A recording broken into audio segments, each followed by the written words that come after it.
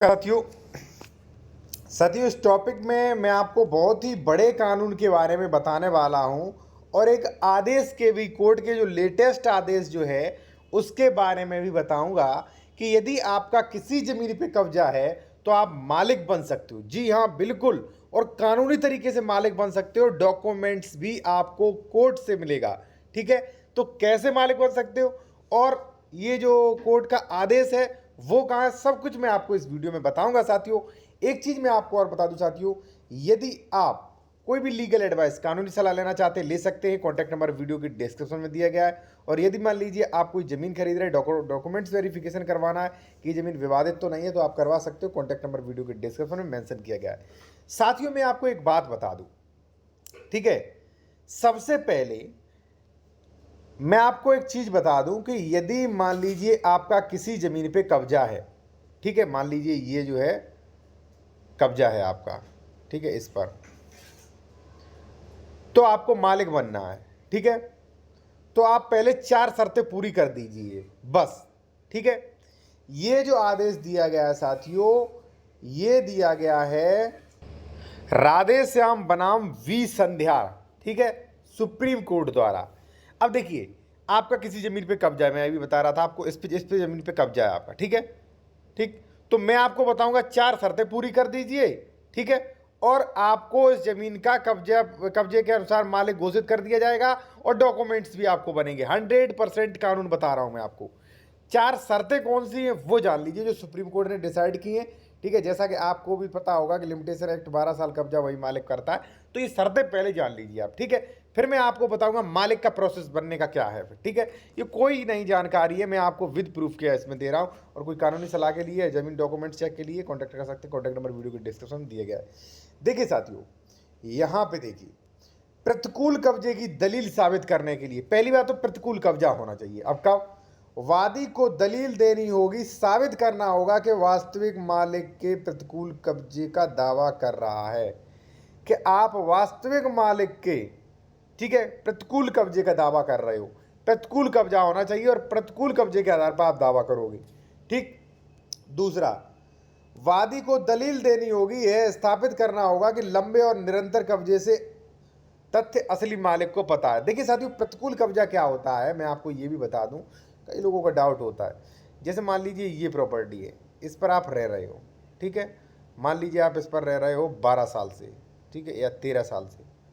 अब इस पर कोई भी विवाद नहीं है, या मान लीजिए मेरी ज़मीन है, मैं जानता हूँ यहाँ पे आप रह रहे हो, मैंने कोई भी कदम नहीं उठाया, कोई भी केस नहीं किया, कोई भी पुलिस कंप्लेन नहीं, कोई भी विवाद नहीं, और आप रह रहे हो 12 साल से, तो ये बन गया प्रतिकूल कब्जा। यानी कि प्रतिकूल कब्जा बिना विवाद, और आप 12 साल से लगातार रह रहे हो, तो ये प्रतिकूल कब्जा माना जाएगा। ठीक है, और निरंतर कब्जा यानी कि 12 साल से निरंतर हो, ऐसा नहीं कि 2 साल किया फिर 10 साल किया, ऐसा नहीं, 12 साल से निरंतर हो। ठीक है, और लंबे समय से। ठीक, तो ये प्रतिकूल कब्जा माना गया आपका। ठीक, उसके बाद सी जो है, वादी को यह भी निवेदन करना होगा, स्थापित करना होगा कि वह कब्जे में कब से आया। अब देखिए साथियों, आप मालिक बनोगे, ठीक है, आप मालिक बनना चाहते हो, आप कोर्ट में जाओगे, कोर्ट में दावा करोगे, साहब ये मालिकाना हक मुझे दिया जाए, ये इस पे ज़मीन पे प्रतिकूल कब्जा है। तो भाई लिमिटेशन एक्ट में 12 साल का नियम है ना, तो आपको ये तो कोर्ट में प्रूफ करना पड़ेगा कि आप कब से रह रहे हो। ठीक है ना, तो आपको यही दिखाया गया है। सी पॉइंट देखिए यहाँ पे, कि वादी को यह भी निवेदन करना होगा, स्थापित करना होगा कि वह कब्जे में कब से आया।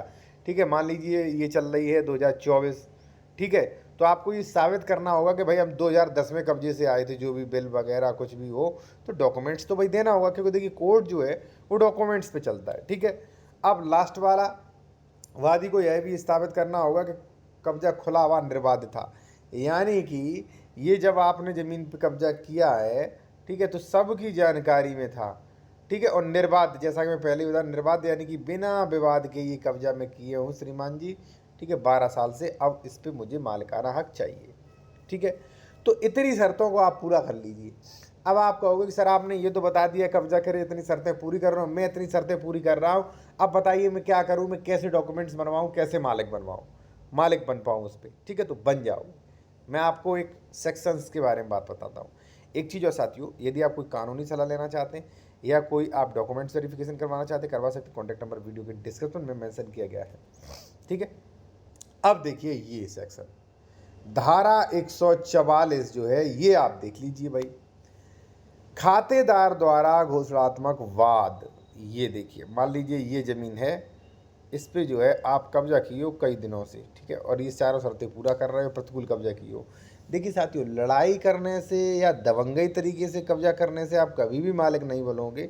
आपको ज़मीन का कम से कम 100 से 200% मुआवजा भी देना पड़ सकता है, ठीक है। प्रतिकूल कब्जा होना चाहिए, जो मैंने अभी बताया था, ठीक।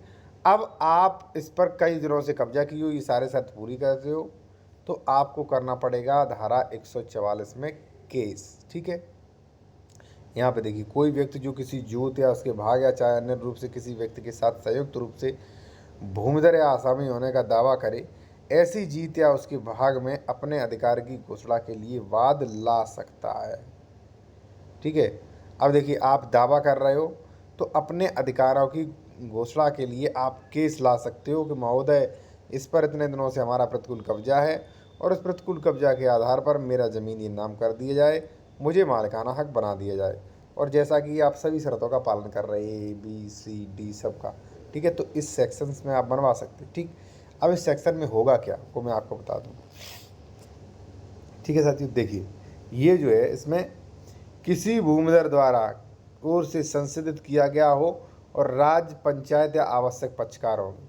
सबसे पहले तो आप ये भूमि है, इस पर अन्य रूप से या आधे भाग पर कब्जा किए, तब ये केस ला सकते हो, ठीक है। किसी भूमिधर द्वारा, यानी कि जो भी मान लीजिए भूमिधर है, ठीक है ना, उसके द्वारा लाया जा सकता है। मान लीजिए आप भूमि पर कब्जा किए हो, आप प्रतिकूल कब्जा जोत बो रहे हो, तो आप भूमिधर हो, तो केस ला सकते हो और केस कोर्ट में चला सकते हो। अब जब केस आप चलाओगे तो दो लोगों को नोटिस अनिवार्य जाना पड़ेगा। एक तो यानी कि सॉरी राज्य सरकार को, ठीक है, राज्य सरकार को, क्योंकि देखिए ऐसा है, राज्य सरकार को इसलिए जाता है कि साथियों, राज्य सरकार जो है, अगर मान लीजिए वो राज्य सरकार की ज़मीन हुई तो राज्य सरकार उस पर ऑब्जेक्शन लगा देगी, नहीं बनोगे मालिक। देखिए सरकारी ज़मीन फिर तो कभी मालिक नहीं बनोगे, ठीक है। उसके बाद अगर मान लीजिए साथियों ग्राम सभा, मान लीजिए ग्राम सभा की ज़मीन, तो एक ग्राम पंचायत को नोटिस जाएगा, प्रधान जो भूमि समिति है उसके लिए, कि भाई ये ग्राम सभा की ज़मीन तो नहीं है। देखिए, सरकार आपको सरकारी ज़मीन पर क्यों कब्जा देगी, नहीं देगी, ये कानून उस पर लागू नहीं होता, उस पर हालांकि 30 वर्ष है, ठीक है, वो बात का विषय है, ठीक। तो दो लोगों को नोटिस भेजिए, अगर उन्होंने कोई आपत्ति नहीं दी, आपका केस चलेगा, और जिसकी ज़मीन है वो केस नहीं लड़ा, या मान लीजिए लड़ गया और आप जीत गए केस, ठीक है, तो इस ज़मीन का मालिक जो है वो आपको घोषित कर दिया जाएगा, और बतौर तरीके से आदेश जो है साथियों आपका इस ज़मीन पे चढ़ दिया जाएगा कि मान लीजिए आपका ए का नाम है, तो ज़मीन जो है ए के नाम दर्ज की जाती है, ए को मालिक घोषित किया जाता है, तो बन गए ना आप ज़मीन के मालिक, ठीक है। कई लोगों को ये कानून नहीं मालूम था। मैं आपको एक चीज़ बता दूं साथियों कि पहले क्या होता था कि पहले एडवोकेट को, वकीलों को ये कानून पता थे, ठीक है ना, और लोगों को, आम जनता को पता नहीं थे, तो वकीलों ने बहुत लाभ उठाया है और आम जनता ने नहीं उठा पाया। अब कानून की धीरे धीरे जानकारी सबको आ गई है।